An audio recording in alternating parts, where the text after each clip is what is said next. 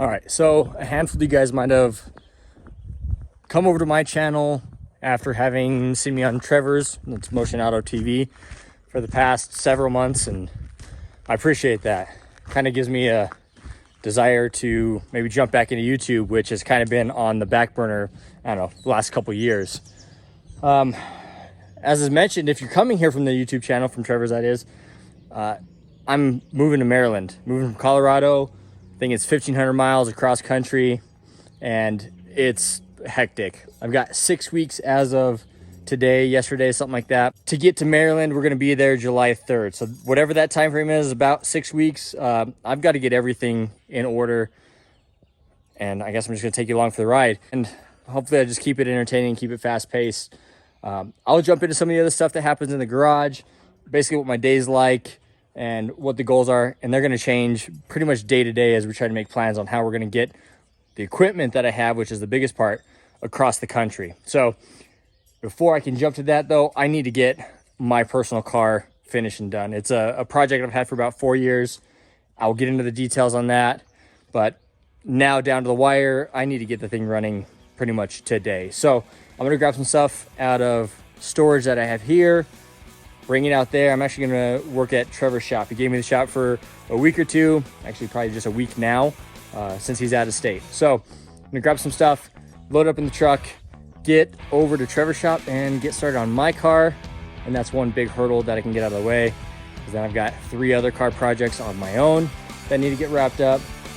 Orders from my website that got to go out. All those kind of things are all happening at the same time. So, you know, we're just going to keep up with it as it goes. Hopefully it's entertaining.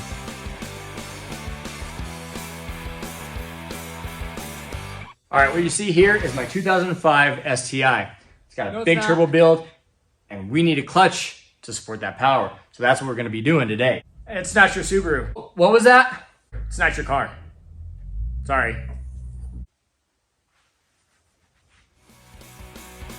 All right, maybe someday.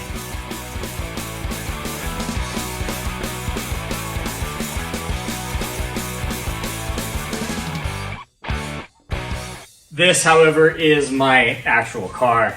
It's a 2001 Saab 9.3. This has been basically my development car, or one of my development cars, for 4 or 5 years that I've owned it.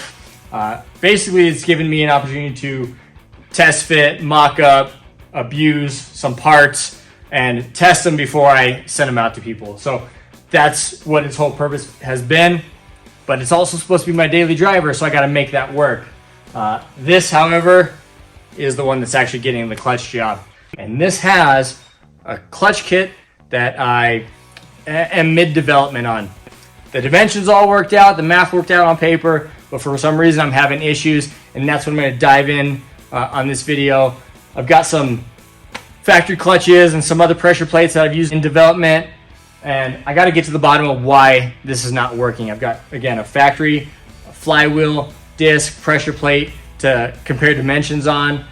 Something's going on with the clutch's diaphragm, the pressure plate's diaphragm. It's the black kind of fingers, as people call them. I'm going to go back to the drawing board and try to figure out what is going on and why this custom pressure plate is not working. If I can't get to the bottom of it, I'm going to have to just go back to a factory pressure plate for now. But I would really like to use this pressure plate because, again, it's a development product. It's something I like to get out to the market if it's going to be right. And it almost doubles the clamp load of the pressure plate. So I know it's not going to be the fancy Subaru or anything else like that. You know, maybe never mind the car and just pay attention to the work, I guess. I don't know, but I don't know. We'll try to get some love for some Saab here through the next couple weeks. So I'm going to jump into it.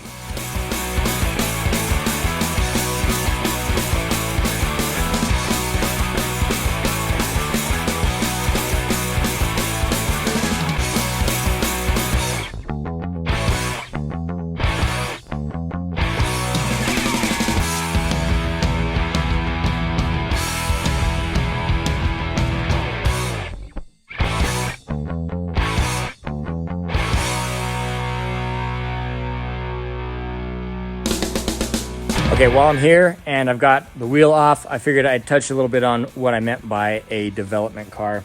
This is a good example of some of the development that I went into doing brake upgrades and testing these out. But this is a package that I came up with. I have it listed on my website. Even though you might not be into Saabs and might not have a 9.3 or a 900, the ideas apply. So the stuff that went in with this brake kit could easily be done with any other platform. And that's kind of why I like developing those things, because I get the opportunity to work with other people who are in their market and know what products need to be made. I love the development of it. But basically what we have here is an Alfa Romeo Giulia rotor, a Volvo caliper from a S60 V70, because the rotor is a little bit narrower than the factory Volvo rotor. I actually came up with brake pad shims as well, in two different types: a type that drops in and a type that wraps around the brake pad itself, a lot like a factory shim would be. So a lot went into that. So we made custom caliper brackets. We developed a brake line kit, but this is a good example of what I meant by development. Stuff like that happens all over this car. The rear brakes are the same way. It's Saab 9.5 rotors and an STI caliper. If you're out there and you want to do some cool stuff, let me know. I can make it for you.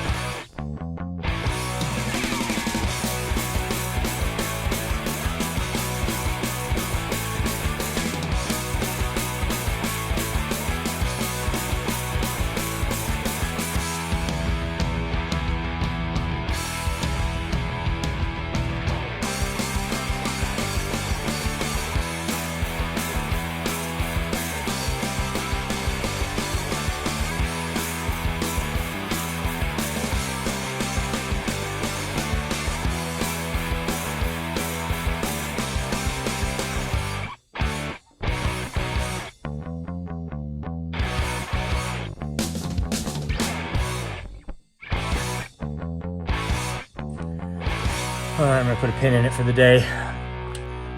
Transmission's down, fortunately. That's pretty clumsy. Usually I don't leave the intermediate shaft, the half shaft, whatever it is, in the car. Usually I'll take off, it's an alternator bracket also, so I gotta take off the alternator, or at least loosen it. And usually I take that whole axle, leave it in the transmission, drop it as one solid unit. Wanted to try something maybe a little different. I think that was about the clumsiest I've ever pulled a transmission. It kind of just like rolled off the jack, fell on the ground. I got to look at it, make sure it's all right. I'm sure it is, but I'm going to dig into the clutch tomorrow. Basically, I got to compare my version with the factory version on the install height to the diaphragm. I think mine's a little bit sucked down, quite a bit actually. Could be down to a thicker disc. I think my disc is something in the neighborhood of like 30 thousandths thicker than the factory disc. So that could pull the diaphragm down a little bit deeper. This is all nonsense. I'll just explain it more tomorrow. But I'm really into clutches, and it's interesting information, I think. But that's it. I'm done. I'm gonna come back at it tomorrow. I got to figure out some stuff at my place tomorrow, ship out some stuff. So I'll probably bring you along for that. But I don't know. I don't know if this is interesting, but who cares? Tomorrow it is.